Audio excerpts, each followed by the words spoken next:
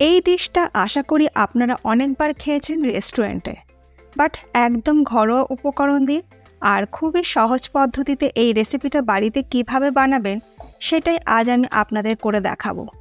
সঙ্গে থাকবে অবশ্যই অনেক টিপস অ্যান্ড ট্রিক্স। নমস্কার বন্ধুরা, রুমার হেসেলে সবাইকে স্বাগত। আশা করছি সকলে ভালো আছেন, সুস্থ আছেন। আমার আজকের রেসিপি চিকেন দো পেঁয়াজা। চিকেন দো পেঁয়াজা বানানোর জন্য নিয়েছি 700 গ্রাম উইথ বোন চিকেন। আপনারা চাইলে বোনলেস চিকেনও করতে পারেন, তবে উইথ বোন চিকেনে করলে বেশি ভালো হবে। আর চিকেনের পিসগুলো একটু বড় সাইজের হলে বেশি ভালো হবে, চিকেন গলে যাবে না। যেহেতু এটা দো পেঁয়াজা, পেঁয়াজের পরিমাণটা একটু বেশি করতে হবে। 3টে বড় সাইজের পেঁয়াজকে আমি স্লাইস করে কুচিয়ে নিয়েছি, আর 3টি মিডিয়াম সাইজের পেঁয়াজকে 4 টুকরো করে নিয়েছি। রান্নাটা করার জন্য কড়াইতে দিয়ে দিচ্ছি 3 টেবিল স্পুন রিফাইন্ড অয়েল। গ্যাসের ফ্লেমটাকে হাইতে করে দিয়ে তেলটাকে প্রথমে ভালো করে গরম করে নেবার পর ফোড়নে দিয়ে দিচ্ছি একটি তেজপাতা, একটি বড় এলাচ দিয়ে দিলাম, ফাটিয়ে নিয়ে আমি দিয়ে দিলাম বড় এলাচটা। আর দিলাম একটা বড় টুকরো দারচিনি, এটাকে একটু ভেঙে দিয়ে দিলাম। 3টে ছোট এলাচ দিলাম ফাটিয়ে নিয়ে, লবঙ্গ দিয়ে দিলাম 5-6টা। ফোড়নটাকে একটু ভেজে নেব। লো টু মিডিয়াম ফ্লেমে ফোড়নটাকে 30 থেকে 40 সেকেন্ড ভেজে নেবার পর এর মধ্যে দিয়ে দেবো স্লাইস করে কেটে রাখা পেঁয়াজগুলো। পেঁয়াজ কিন্তু খুব বেশি লাল করে ভাজবার দরকার নেই। পেঁয়াজ ভাজতে ভাজতে এর মধ্যে দিয়ে দিলাম খুব সামান্য একটু নুন দিয়ে পেঁয়াজ ভাজলে পেঁয়াজ তাড়াতাড়ি নরম হয়ে যাবে। মিডিয়াম ফ্লেমে পেঁয়াজ আমার হালকা করে ভেজে নেওয়া হয়ে গেছে।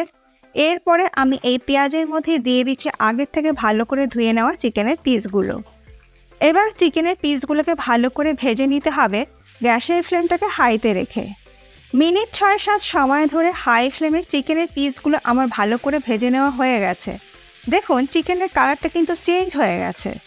এবার আমি এর মধ্যে দিয়ে দেবো 1 টেবিল স্পুন আদা রসুন বাটা। এবার সব কিছু দিয়ে ভালো করে কষিয়ে নেব। ততক্ষণ পর্যন্ত কষাবো যতক্ষণ না পর্যন্ত আদা রসুনের কাঁচা গন্ধ চলে না যায়। মিনিট 10 সময় ধরে আমি চিকেনটাকে ভালো করে কষিয়ে নিয়েছি। এই রান্নাটা হতে কিন্তু খুব বেশি সময় লাগে না। চিকেন কষাতে কষাতেই চিকেন কিন্তু অনেকটা সেদ্ধ হয়ে যায়। এরপরে এর মধ্যে দিয়ে দেবো 1/2 টিস্পুন হলুদ গুঁড়ো, আর দিচ্ছি 1 টিস্পুন রোস্টেড ধনে গুঁড়ো। ধনেটাকে আমি আধ ভাঙা করে নিয়েছি, একদম পাউডার করিনি। জিরে গুঁড়ো দিলাম 1/2 টিস্পুন। কাঁচা লঙ্কা বাটা আমি এখানে দিয়ে দিলাম 1 টেবিল স্পুন, তবে ঝালটা অবশ্যই নিজেদের স্বাদ অনুযায়ী ব্যবহার করবেন। আর কালারের জন্য দিয়ে দিলাম কাশ্মীরি লাল লঙ্কা গুঁড়ো 1 টেবিল স্পুন। এবার সমস্ত মশলা দিয়ে মাংসটাকে ভালো করে কষিয়ে নেব। মাংসটাকে ভালো করে কষিয়ে নেবার পর এর মধ্যে আমি দিয়ে দেবো একটি টমেটো পেস্ট, আর দেব ফেটিয়ে নেওয়া টক দই 3 টেবিল স্পুন। রান্নাতে সবসময় রুম টেম্পারেচারে রাখা দই কিন্তু ব্যবহার করতে হবে। আর আলাদা করে কিন্তু আমি আর এই রান্নাতে জলের ব্যবহার করছি না। সব কিছু দিয়ে ভালো করে মিশিয়ে নেবার পর এর মধ্যে দিয়ে দেবো স্বাদ মতো নুন দিয়ে ভালো করে মিশিয়ে দিচ্ছি। গ্যাসের ফ্লেম লোতে রেখেছি। পেঁয়াজ থেকে যথেষ্ট পরিমাণে জল বের হয়, তাছাড়া টমেটো আর টক দই ব্যবহার করা হয়েছে। এইগুলোতে কিন্তু গ্রেভিটা যথেষ্ট পরিমাণে হয়ে যাবে। তবে যদি আপনাদের প্রয়োজন পড়ে আপনারা কিন্তু অবশ্যই অল্প পরিমাণে একটু গরম জল ব্যবহার করতে পারেন। দিয়ে দিচ্ছি টুকরো করে কেটে রাখা পেঁয়াজগুলো, আর দেব 1/2 টিস্পুন শাহি গরম মশলা গুঁড়ো।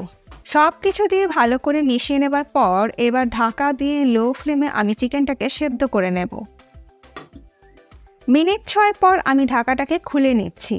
আমাদের চিকেন দো পেঁয়াজা অলমোস্ট ডান। দিয়ে দিচ্ছি খুব সামান্য একটু চিনি স্বাদটাকে ব্যালেন্স করার জন্য। যেহেতু টমেটো ব্যবহার করেছি, টক দইও ব্যবহার করেছি, টক ভাবটাকে ব্যালেন্স করার জন্য একটু চিনি ব্যবহার করলে স্বাদটা বেশি ভালো হবে। গ্যাসের ফ্লেম এই সময় একদম লোতে আছে। একদম জল ছাড়া চিকেন কিন্তু পারফেক্ট সেদ্ধ হয়ে গেছে। গ্যাসের ফ্লেম আমি বন্ধ করে দিলাম। এবার ঢাকা দিয়ে 5 মিনিট আমি স্ট্যান্ডিং টাইমে রেখে দেবো। তারপর গরম গরম আমি এটা সার্ভ করব। তৈরি হয়ে গেল ঘরোয়া সাধারণ উপকরণ দিয়ে জল ছাড়া চিকেন দো পেঁয়াজা। রুটি, পরোটা, নান, লাচ্ছা পরোটা সব কিছুর সঙ্গে কিন্তু খেতে অসাধারণ লাগে। রেসিপিটা কেমন লাগলো অবশ্যই কমেন্ট করে জানাতে ভুলবেন না। ভালো লাগলে সবার সঙ্গে একটু শেয়ারও করে নেবেন। আর কদিন আগে আমি আপনাদের সঙ্গে ডিমের মৌলি রেসিপি শেয়ার করেছি। যারা ডিম খেতে ভীষণই পছন্দ করেন তারা সেই রেসিপিটা একবার দেখে নিতে পারেন। একটু ভিন্ন স্বাদের। আশা করছি এই রেসিপিটার মতন ওই রেসিপিটাও আপনাদের ভীষণই ভালো লাগবে। আজ তাহলে এই পর্যন্ত, আমার দেখা হবে নতুন কোনো ভিডিওর সাথে। ভালো থাকবেন, সুস্থ থাকবেন, ধন্যবাদ।